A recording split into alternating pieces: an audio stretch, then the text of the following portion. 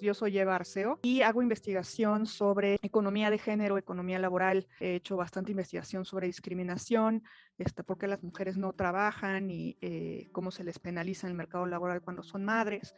Y tengo también algunas cosas sobre economía ambiental y economía demográfica. Entonces, mi investigación es una investigación muy orientada a la parte empírica, como microeconomía aplicada empírica, ¿no?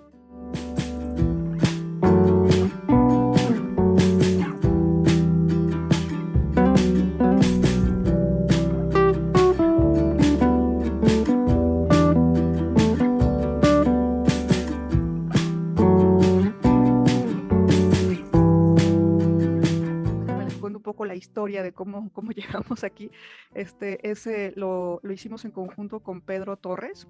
Pedro Torres es un egresado de la Ibero, de la licenciatura en Economía, salió justo el año pasado. Esta fue su tesis, ¿no? Yo le dirigí este trabajo de tesis, y después lo transformamos en este artículo académico que se publica en la revista La Ibero sobre México. Entonces, la idea que teníamos desde el principio, y algo que siempre le interesó también mucho a Pedro y le gustaría a él seguir trabajando sobre estos temas, es cómo el origen étnico aquí en México todavía recibe estas penalizaciones en el mercado laboral, ¿no? Y las penalizaciones se pueden dar por muchas razones, y es una de las cosas que quisimos abordar en este artículo que se titula Brechas salariales por autoidentificación indígena y rasgos lingüísticos en México. Originalmente su idea era, no solamente se trata de ser indígena o autoidentificarse como perteneciente a un pueblo indígena, sino también de si se habla o no se habla una lengua indígena y de las características etnorraciales, ¿no? El fenotipo de las personas. Justo estas tres, vertientes o tres canales a través de los cuales se puede discriminar a una persona de origen étnico nativo de las Américas. La propia identidad, ¿no? El cómo me identifico yo, el lenguaje y el tono de piel o el fenotipo. Desafortunadamente, los datos que contamos en México no tienen estas tres variables al mismo tiempo, ¿no? Entonces, había bases de datos que solamente tenían el fenotipo y el tono y el salario, otras que solo tenían el salario y la lengua, y otros que solo tenían la lengua y el tono de piel. Entonces no había como una base de datos que nos permitiera analizar las tres variables al mismo tiempo. Dije, bueno, vamos a quedarnos con lo que tenemos, lo que sí podemos hacer, y entonces nos quedamos con esta cuestión del salario y los rasgos lingüísticos y la autoidentificación indígena. En economía, ¿no? No toda la diferencia entre el salario de una persona que se autoidentifica como indígena y uno que no lo hace, es por discriminación, ¿no? Nosotros no lo vemos, toda esa brecha no es discriminatoria, en el sentido en que discriminación lo vemos como un pago menor, ¿no? A una persona que tenga exactamente las mismas características, excepto por este origen étnico. Entonces, el problema con la población indígena en México es que, como todos sabemos, ellos sufren de muchísimos rezagos. Entonces, hay rezagos educativos, rezagos en la infraestructura, la que tienen acceso, rezagos en las oportunidades laborales. Hay una serie de cosas que se conjugan para que la brecha se abra y sea todavía más grande de lo que debería de ser si todos tuviesen las mismas características que las personas, por ejemplo, les voy a llamar mestizos, por llamarles de alguna manera, pero a quienes no se identifican como indígenas, ¿no? ¿A qué se debe, ¿no? Esta brecha, ¿no? ¿Qué tanto de esa brecha se debe a que tienen menor educación, menos oportunidades laborales, que viven en cierto tipo de lugares donde a lo mejor la infraestructura pues no es la idónea, etcétera, etcétera? ¿Y qué tanto no podemos explicar? Y esa parte que no podemos explicar puede incluir la discriminación, ¿no? No toda es discriminación, pero sí una parte es discriminación. Pues sí, empezamos a encontrar justo, o no encontrar, sino a corroborar que existen muchísimos rezagos educativos, rezagos en cuestiones laborales, son los que más viven en poblaciones rurales, ¿no? Y se dedican a actividades agropecuarias, las cuales pues tradicionalmente son mucho menor pagadas, a pesar de que son fundamentales para el funcionamiento de una sociedad moderna.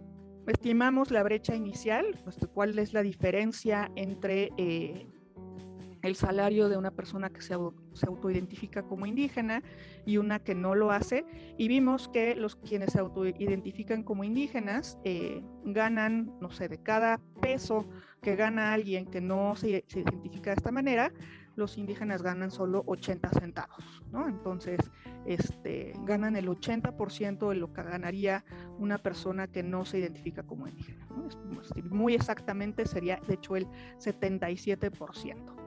Entonces, después nuestra pregunta fue, ok, ¿qué tanto depende esto de las características que tienen las personas? Y para hacer esto hacemos una descomposición que se llama descomposición de Oaxaca-Blinder, que es un método estadístico que justo asigna a las características de las personas una parte de la brecha, ¿no? Y nos dice qué pasaría, ¿no?, con la brecha salarial si los indígenas tuviesen las mismas características en promedio que los no indígenas. Y queda otra parte de la descomposición que nos dice, bueno, aún después de haber igualado las características, el mercado, ¿no?, laboral, por alguna razón, le paga distinto a una persona indígena que a una persona no indígena. Y generalmente, por ejemplo, por cada año de educación, le pagan menos a las personas indígenas que a las no indígenas. Entonces, la educación, digamos que les rinde menos a las personas de origen indígena. Pues sí, efectivamente, todavía las características de las personas explican una parte importante de esta brecha salarial, ¿no? Y por parte importante es más o menos el 80% de la brecha. Para alguien que quisiese estudiar políticas públicas y le estuviera interesando atender a esta población, pues esta parte de características es algo que se puede atender a través de políticas públicas, ¿no? Entonces, mejorando las oportunidades educativas y laborales de esta población en sus lugares de origen, se podría ayudar a reducir esta brecha de forma importante, ¿no? La parte de discriminación es mucho menor que la que pensábamos originalmente. Nosotros pensábamos, en el caso de mujeres y hombres, por ejemplo, las características básicamente ya no explican la diferencia salarial entre hombres y mujeres. Entonces, más de esta brecha se atribuye a cuestiones no explicadas donde está la discriminación metida, ¿no? En el caso de la población indígena, todas las características tienen un rol importante y la parte de los precios, ¿no?, que llamamos retorno a la educación, a la experiencia, al lugar donde viven, etcétera, etcétera, esa también tiene un rol, pero no es un rol tan importante como las características, ¿no? Entonces, alrededor de era 23%, entonces más o menos un 20% de la brecha se explica por cuestiones como la discriminación, o puede ser otras cosas, ¿no? Que desafortunadamente estadísticamente no pudimos resolver en este artículo. Pues una pregunta adicional que tenía Pedro y que tratamos de resolver aquí es, bueno, ¿qué rol juega la identidad, ¿no?, en todo esto? Y hablar una lengua indígena, pues nos castiga, no nos castiga, ¿qué es lo que está pasando? Entonces, sin tomar en cuenta el rol de la identidad, lo que encontramos es que ser bilingüe, de hecho, reduce el salario de las personas, ¿no? Lo cual va en contra como de las teorías que tenemos nosotros como economistas, ¿no? Un sociólogo, un antropólogo va a decir, bueno, estos están encontrando el hilo negro, pero como economistas, la teoría dice, si tienes más habilidades, ¿no?, y hablar una lengua adicional, pues es una habilidad, deberían de pagarte más en el mercado laboral, o por lo menos no castigarte, ¿no?, en el mercado laboral. ¿Y qué pasa con las lenguas indígenas? Pues que si las hablas, te castigan. Entonces, hablar una lengua indígena pues no produce ningún tipo de beneficio en comparación con solo hablar español. ¿Qué hay también de la identidad? Porque no es lo mismo una persona que se sigue identificando como indígena, ¿no? Al final la autoidentificación pues es auto, ¿no? Uno mismo se siente, o su identidad pertenece a estos grupos, y habrá quienes a lo mejor hablan una lengua indígena, tienen el mismo fenotipo, ¿no? Y no se identifican ya como indígenas. Entonces Pedro tenía justo esta pregunta que es más como de sociológica, ¿no? Su papá de hecho es sociólogo, entonces son como cosas que a él le llaman todavía mucho la atención. entonces le dije, ok, vamos a hacer un modelo que se llama modelo de regresión con cambio de régimen. Y en estos modelos de regresión lo que hacemos es primero modelamos la decisión de autoidentificarte o no como indígena. ¿Por qué esa identificación es una decisión? Pues puede ser por muchas razones, ¿no? Si las propias personas se dan cuenta que al identificarte como indígena te castigan en el mercado laboral, pues pueden hacer una decisión estratégica de decir, ok, no voy a decir que me identifico así, voy a tratar de verme ya más aculturizado, ¿no? Por decirlo de alguna manera, o que ya, como dicen los antropólogos, ¿no? Ya la experiencia colonizante me atrapó, ¿no? Entonces ya no me veo asimilado a la cultura dominante, y esa es una decisión que toman de manera estratégica para que les vaya mejor o les paguen más salarios o lo que sea, ¿no? Otras veces es simplemente por el hecho de pertenecer a un grupo más grande, ¿no? Asimilarse literalmente a la cultura dominante, que eso es un fenómeno que sucede mucho con las poblaciones de migrantes, por ejemplo, que se van asimilando al lugar a donde llegan. En el caso de los indígenas, pues ellos siempre han estado aquí, pero llegó esta cultura occidental, entonces el asimilarse a ella les puede producir beneficios, tanto económicos como psíquicos, ¿no? Entonces, el autoidentificarse como indígenas es una decisión estratégica.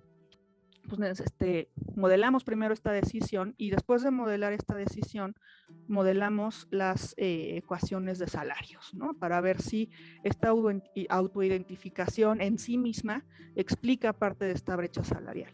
Y lo que encontramos es que, pues sí, efectivamente, parte de la autoidentificación indígena nos está explicando más o menos la mitad de la brecha salarial, ¿no? Entonces, el solo hecho de tener esta identidad implica que en el mercado laboral se les va a pagar menor salario.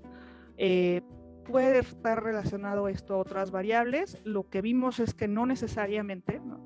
Ya no está relacionado con su educación, ya no está relacionado con su edad, no está relacionado con el hecho de que hablen o no una lengua indígena, ¿no? Que sean bilingües, no está relacionado con la entidad donde viven, ni el tamaño de localidad donde viven, ni el sector, ni la ocupación en la que trabajan, ¿no? Entonces, esto es como ya independiente de todas estas otras razones. ¿A qué se puede deber? Se puede deber a que las personas que todavía se identifican de esta manera, pues a lo mejor tienen cierto tipo de características que no logramos capturar, ¿no? en nuestra